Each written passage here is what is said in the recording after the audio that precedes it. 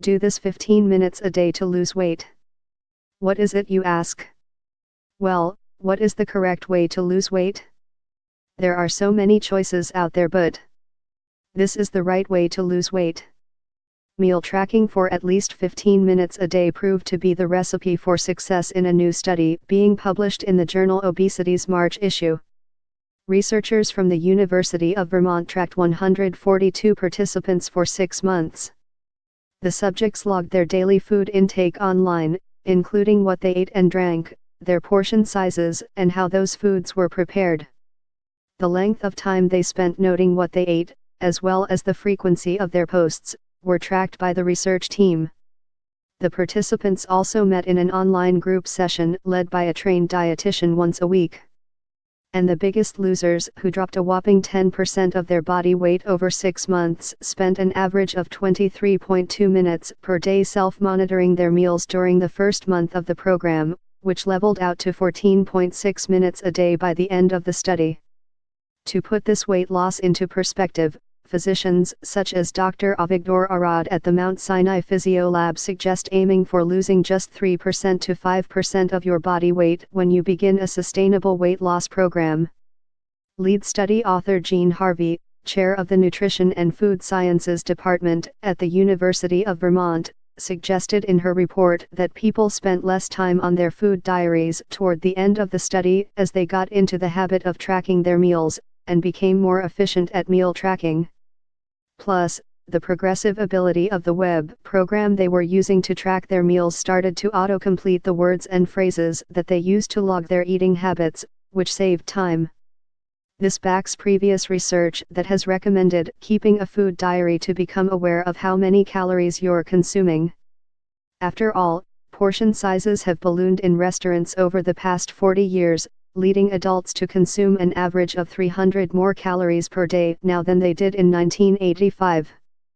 Plus, knowing that you'll have to record that you grabbed a chocolate chip muffin for breakfast instead of more nutritious oatmeal could keep you from making the less healthy choice.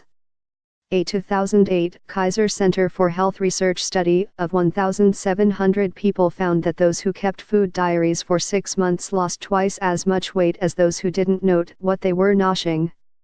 They lost about 13 pounds on average. And a 2011 systemic review of the research surrounding self-monitoring in weight loss, which included food diaries, weigh-ins, and fitness tracking, also found a significant association between self-monitoring and weight loss. It did recommend more research with more diverse populations, however, as the subjects in these studies tended to be white and female.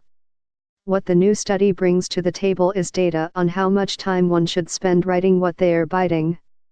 And while the most successful subjects wrote for around 15 to 23 minutes a day, it's not necessarily the time that you spend monitoring your meals, but the frequency in which you touch base with what's on your plate.